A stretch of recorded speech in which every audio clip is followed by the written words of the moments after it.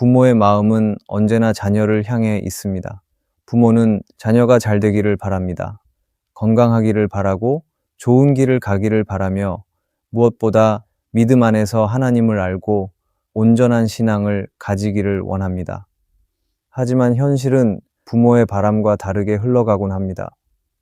어릴 때는 부모를 따라 교회에 나왔던 자녀가 성장하면서 점점 교회를 멀리하고 믿음에서 떠나는 모습을 보며 부모의 마음은 무너집니다.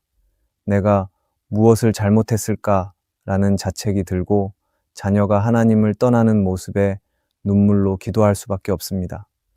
믿음의 부모로서 자녀에게 최선을 다했지만 자녀의 신앙은 부모의 뜻대로 되지 않는 현실이 너무도 가슴 아플 때가 있습니다. 오늘의 말씀은 자녀가 믿음 안에 온전히 나아가기 위해 부모가 가져야 할 마음과 태도에 대해 나누려 합니다. 믿음은 강요할 수 없는 것이며 오직 은혜로만 자라지만 부모는 자녀의 믿음을 위해 기도와 사랑으로 나아가야 합니다. 오늘의 말씀이 여러분들의 신앙에 도움이 되기를 바랍니다. 먼저 우리가 기억해야 하는 것은 믿음은 강요가 아니라 은혜로 자라난다는 것입니다. 부모는 자녀가 신앙 안에서 자라길 간절히 원합니다. 하지만 믿음은 부모의 뜻대로 강요할 수 있는 것이 아닙니다. 오직 하나님의 은혜로 그리고 자녀의 마음이 하나님을 직접 만나면서 자라나는 것입니다. 자녀가 어릴 때는 부모의 손을 잡고 교회에 나올 수 있습니다. 하지만 성장하면서 자녀는 스스로 신앙을 선택해야 하는 순간을 맞이합니다. 이때 부모가 믿음을 강요하면 오히려 반발심을 키울 수 있습니다. 자녀가 부모의 신앙을 부담스러워하거나 신앙이 부모의 기대를 맞추기 위한 것으로 느낀다면 신앙이 기쁨이 아니라 짐이 될 수도 있습니다. 팀 켈러는 탕자의 귀향에서 이렇게 말합니다. 강요된 신앙은 복음이 아니라 율법이 됩니다. 복음은 사랑과 은혜의 초대이지 억압과 통제가 아닙니다. 누가복음 15장의 탕자의 비유를 보면 아버지는 둘째 아들이 유산을 달라고 했을 때 그것을 막지 않았습니다. 그가 세상을 향해 떠나는 것을 애통해 했겠지만 강제로 붙잡지 않았습니다. 왜 그랬을까요? 믿음은 억지로 유지되는 것이 아니라 하나님과의 관계 속에서 다시 발견되어야 하기 때문입니다. 만약 아버지가 강제로 아들을 붙잡았다면 아들은 마음속에서 더 큰 갈망과 반항심을 품고 떠나려 했을 것입니다. 그러나 아버지는 기다림을 선택했고 결국 아들은 고난과 깨달음을 통해 스스로 돌아오게 됩니다. 자녀의 믿음이 흔들릴 때 부모는 불안할 수 있습니다. 하지만 이때 중요한 것은 강요나 조급함이 아니라 사랑과 은혜로 자녀를 품는 것입니다.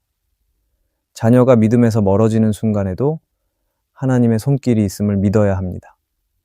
부모가 신앙을 보여주되 자녀에게 그것을 스스로 선택할 자유를 주어야 합니다. 자녀가 신앙을 부담스럽게 여기지 않고 하나님께 나아가는 길이 열려 있음을 느끼게 해야 합니다. 그럴 때 내 모습을 돌아보기 원합니다. 나는 자녀에게 신앙을 어떻게 전하고 있습니까?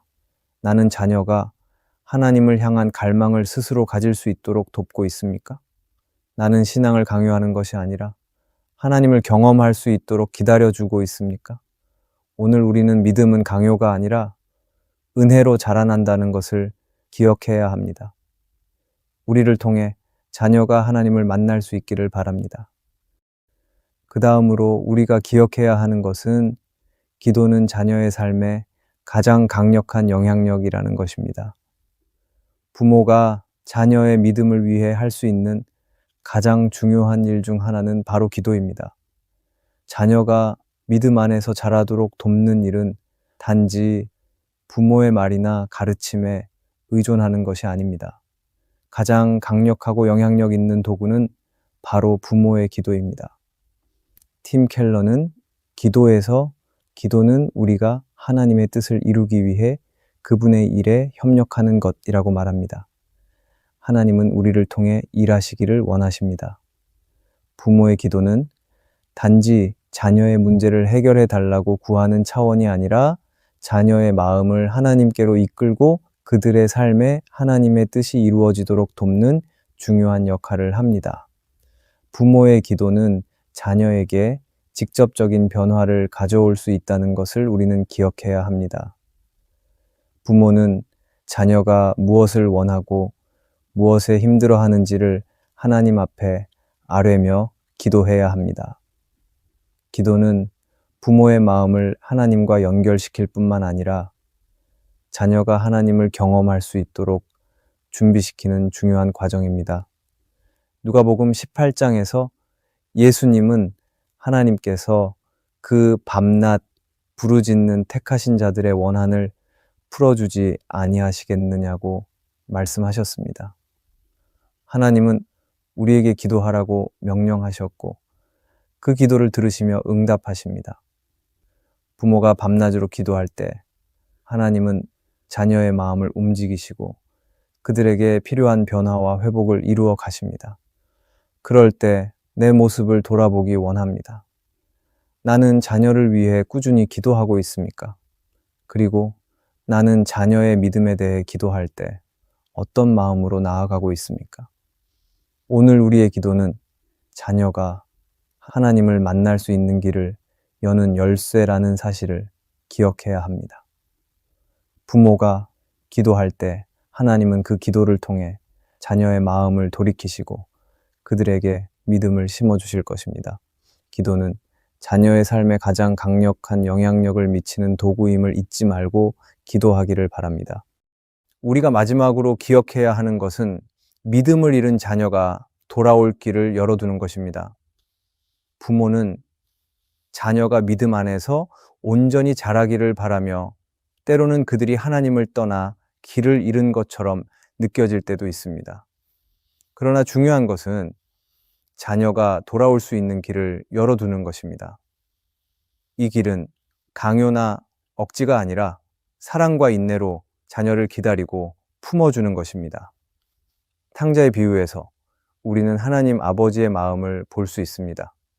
이 마음을 따라 부모도 자녀가 돌아올 수 있도록 준비해야 합니다. 누가복음 15장에서 탕자의 비유는 하나님 아버지의 사랑을 잘 보여줍니다. 둘째 아들이 모든 유산을 가지고 집을 떠난 후 아버지는 그를 억지로 붙잡지 않았습니다. 그 아버지는 아들이 돌아오기를 기다리며 마음속으로 그날을 준비했습니다. 결국 아들이 고난 중에 회개하고 돌아왔을 때 아버지는 그를 조건 없이 맞이하고 기뻐하며 품었습니다. 이 비유에서 아버지는 강요하지 않았고 아들이 돌아올 수 있는 길을 열어두었습니다. 그 길은 아버지의 기다림과 사랑을 통해 만들어진 길이었습니다. 부모도 자녀에게 같은 마음을 가져야 합니다. 자녀가 믿음을 떠났다고 해서 그들을 단절시키지 말고 그들이 언제든 돌아올 수 있도록 준비해야 합니다. 자녀가 신앙에서 멀어질 때 부모는 마음속으로 상처받고 아플 수 있습니다. 그러나 그때 중요한 것은 자녀를 미워하거나 판단하는 것이 아니라 하나님의 사랑으로 품어주는 것입니다. 부모는 자녀가 돌아올 수 있도록 기도하고 그들에게 용서와 사랑을 보여주어야 합니다. 그들이 돌아올 때까지 기다리는 인내가 필요합니다. 팀 켈러는 복음을 말하다에서 이렇게 말합니다. 복음은 사랑의 초대이지 협박이 아닙니다. 복음은 억지로 강요하는 것이 아니라 사랑과 용서의 초대입니다. 부모도 자녀에게 복음을 강요하는 것이 아니라 그들이 언제든 돌아올 수 있도록 기다리고 사랑하는 마음을 보여줘야 합니다. 탕자의 아버지는 아들이 돌아왔을 때 그에게 무엇을 요구하지 않았습니다. 대신 그는 그의 손에 반지를 끼워주고 좋은 옷을 입혀주며 기쁨으로 그를 맞이했습니다. 이는 자녀가 돌아올 때 부모가 그들을 어떻게 받아들여야 하는지에 대한 중요한 메시지를 줍니다. 자녀가 믿음으로 돌아올 때 그들을 비난하거나 과거를 따지지 말고 하나님의 사랑으로 기쁘게 맞이해야 합니다. 그럴 때 우리의 모습을 돌아보기 원합니다. 나는 자녀가 신앙에서 멀어졌을 때 그들을 어떻게 대하고 있습니까? 나는 자녀가 돌아올 수 있도록 기다리며 사랑과 용서를 준비하고 있습니까? 나는 자녀가 하나님께 돌아왔을 때 그들을 기쁨으로 맞이할 준비가 되어 있습니까? 부모는 자녀가 하나님을 떠났다고 느낄 때 부모는 그들을 비난하거나 단절시키는 것이 아니라 그들이 돌아올 수 있도록 기다리고 품어 주어야 합니다. 하나님 아버지처럼 자녀에게 사랑과 용서의 손길을 내밀 때 그들이 다시 하나님을 만나고 믿음 안에 온전히 나아갈 수 있을 것입니다. 이 세상을 살아가는 모든 믿음의 부모는 자녀에게 믿음을 전하고 싶어 합니다. 하지만 믿음은 단지 가르침이나 말로 전달되는 것이 아니라 부모의 삶을 통해 자녀에게 자연스럽게 전달됩니다. 자녀가 부모의 신앙을 보고 배우기 때문에 부모는 먼저 하나님과 동행하는 삶을 살아야 합니다. 부모가 자녀에게 신앙을 전하는 가장 좋은 방법은 부모가 하나님과 동행하는 모습을 보여주는 것입니다. 자녀는 부모의 믿음을 보며 자연스럽게 믿음을 배웁니다.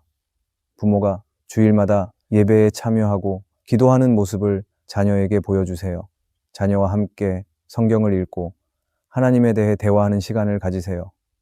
자녀가 어려운 상황에 있을 때 부모가 하나님께 기도하며 의지하는 모습을 보여주세요. 오늘 우리의 자녀를 향한 하나님의 계획이 있음을 기억하기를 바랍니다. 그리고 자녀의 믿음을 위해 끊임없이 기도하고 하나님의 뜻을 구하는 부모가 되기를 바랍니다. 그럴 때 하나님은 자녀를 통해 놀라운 일을 이루실 것입니다. 우리를 통해 자녀가 하나님 앞에서 살기를 바랍니다. 오늘의 말씀이 은혜가 되셨다면 댓글에 아멘이라고 적어주시면 감사하겠습니다. 여러분들이 남겨주시는 댓글은 정말 큰 힘이 됩니다. 그리고 여러분들이 눌러주시는 좋아요와 구독도 큰 힘이 됩니다. 오늘도 함께 해주셔서 감사합니다.